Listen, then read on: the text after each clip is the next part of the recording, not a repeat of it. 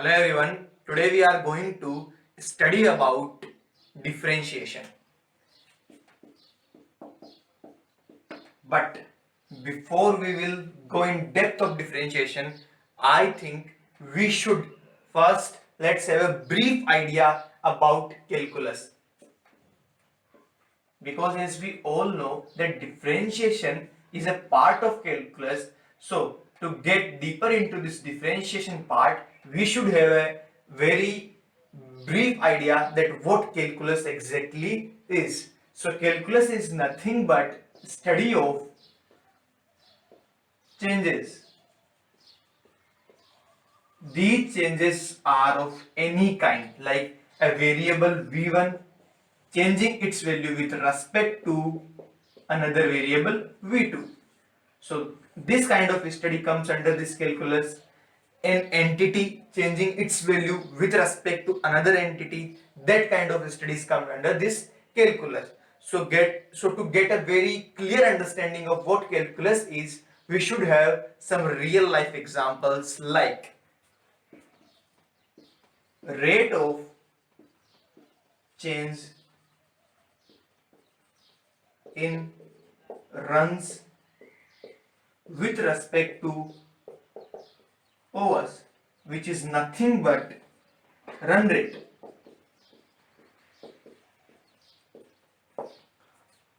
So here one entity which is run changing its value with respect to another entity which is over. So this kind of study and this kind of rate of change comes under this calculus. The another example which we can take, change in position.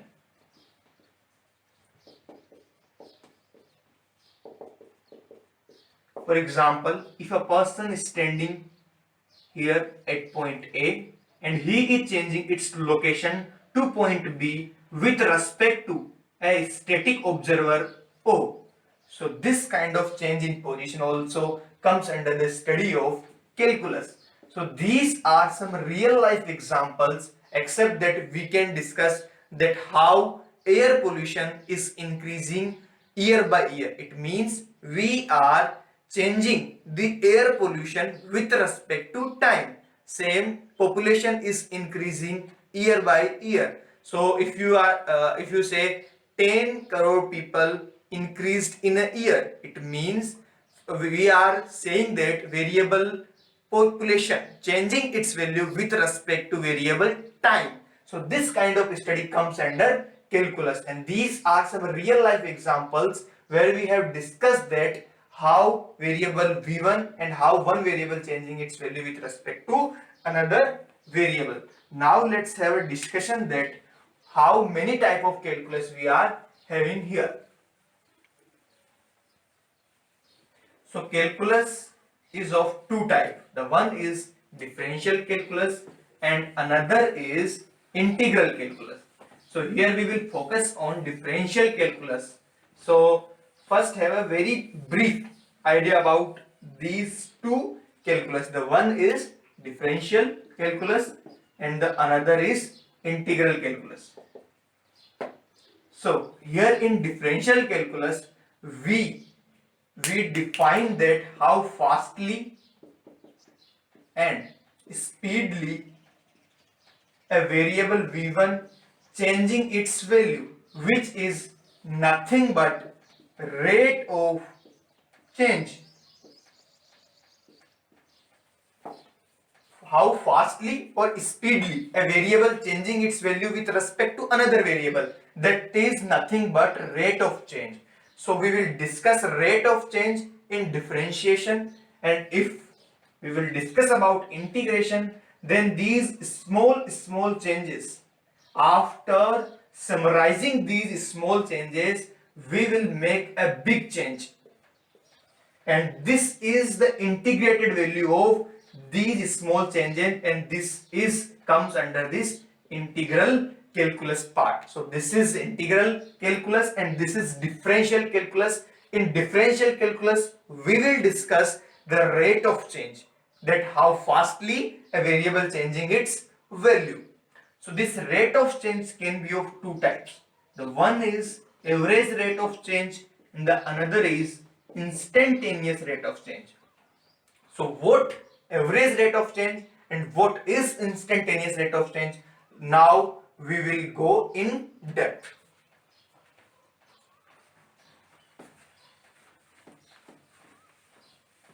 So let's have an example so we will get a better understanding. So for example, a car is moving from point A to point B. So if I will ask that what is the velocity of that car, so then you can say, sir, V average is delta S by delta T. Delta S, it means change in position divided by change in time. You may have traveled 1 kilometer in 1 hour. So this velocity can be 1 kilometer per hour. So this is the average velocity. So now think that 1 kilometer per hour, it means you may have traveled half hour with 2 kilometer per hour speed and you are not traveling for half an hour. So this is the average velocity. And another example for this is run rate, which I have described earlier, that if your run rate is 6 runs per hour, it never means that you have scored 6 runs in every over.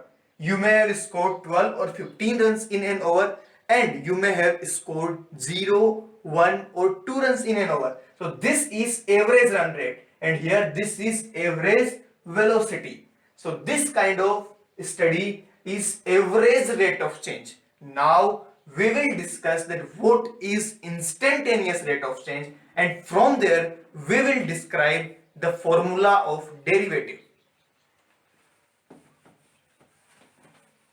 So for example, here in this the same example, this car is moving from point A to point B. So you know the average velocity.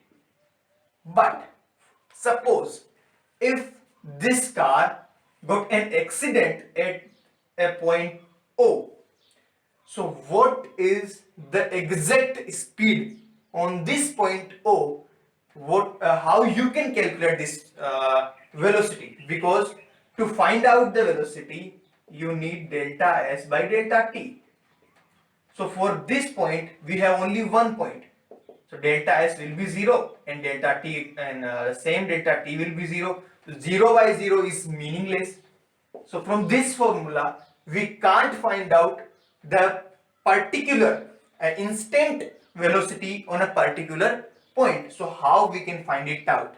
So after a very long struggle, many scientists find out, or many mathematicians find out that we can consider another point which is very near to this point O. So if this point is at 5, so we can consider a point which is very near to this O dash at 4.999. It means this point O dash is very near to O but not exactly O. Then we can say V is equals to delta S by delta T. And if we will make this delta T is very near to 0, like limit delta T tends to 0, delta S by delta T, then this velocity, this term is known as derivative term ds by dt. So this is exactly instantaneous value of velocity at particular point O. So this is how this instantaneous derivative has find out. So let's have an example and then we will see how this derivative is find out.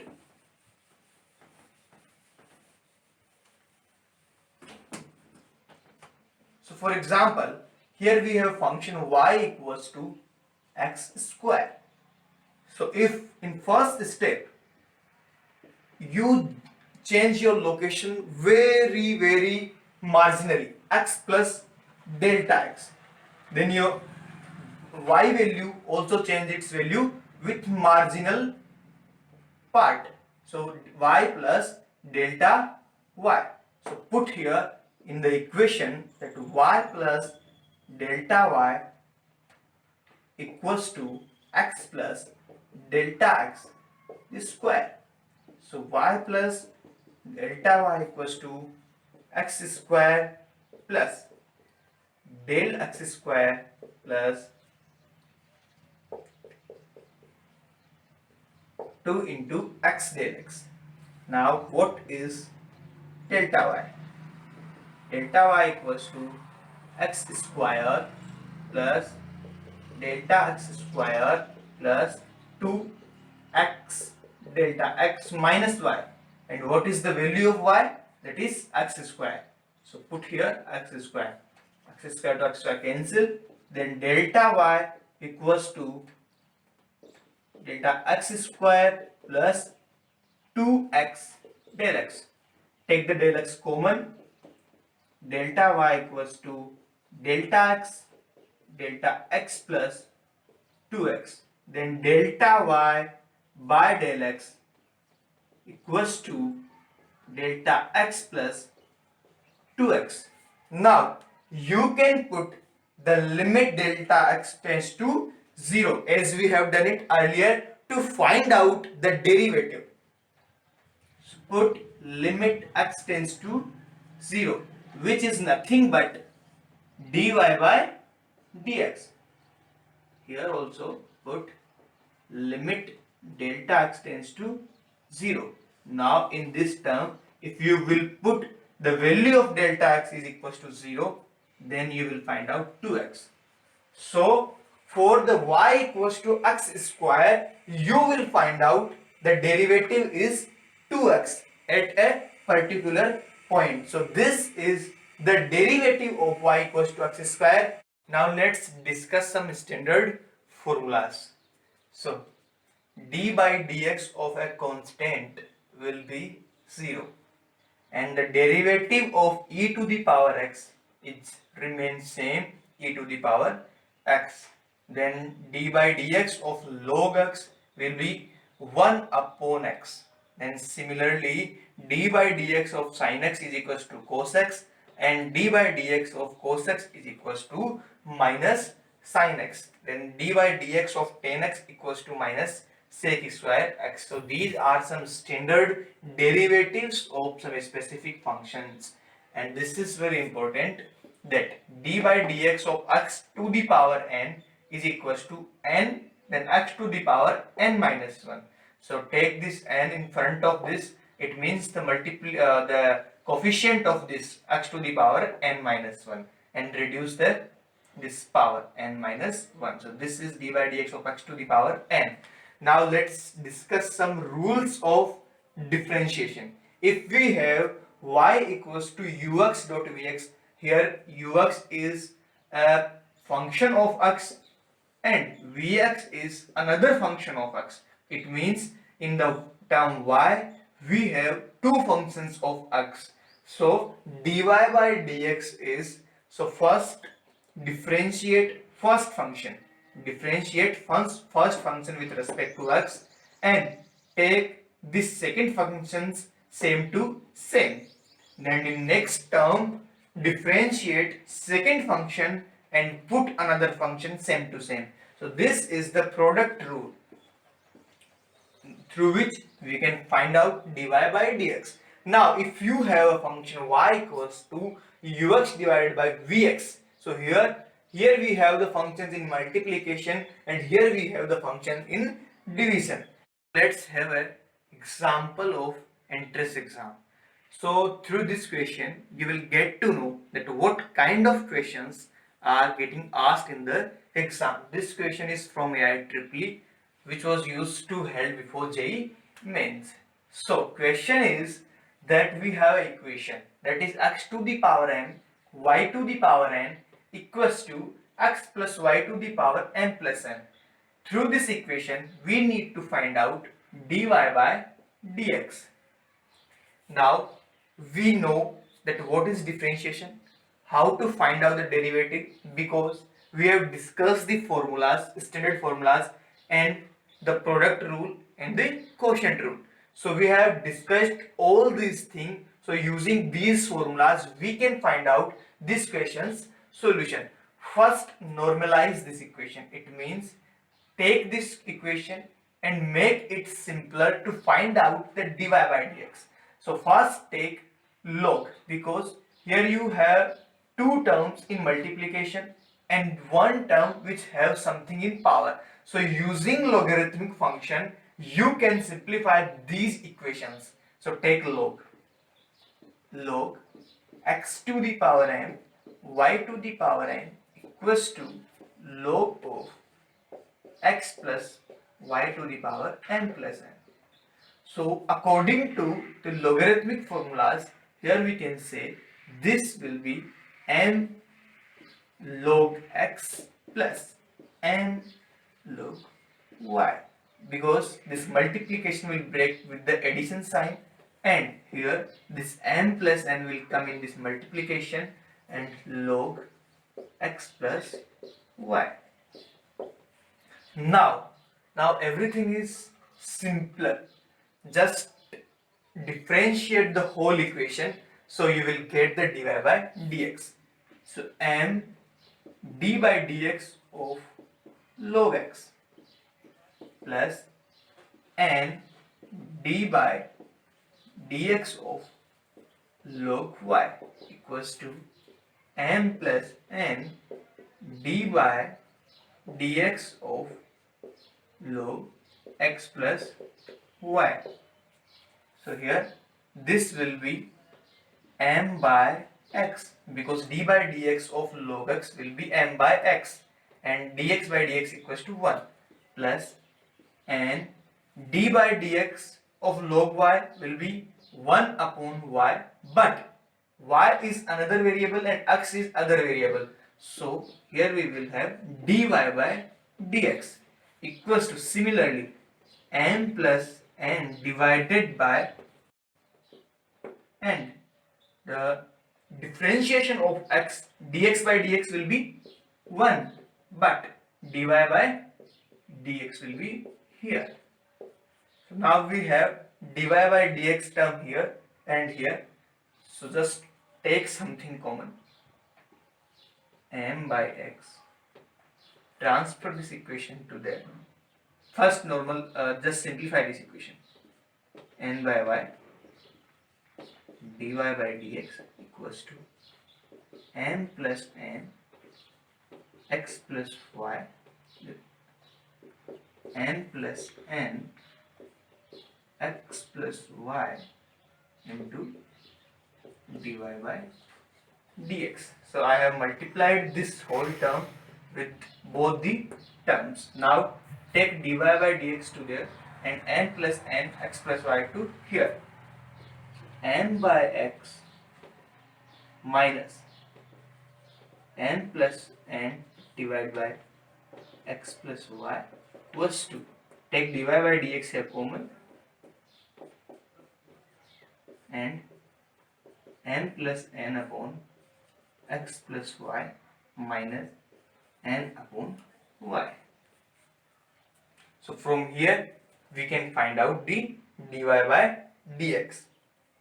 Solving both the terms, we will get the dy by dx into my plus ny minus nx minus ny divided by yx plus y, and here in the right hand side, if we will simplify that equation, then we will get mx plus my minus mx minus nx divided by x plus xy.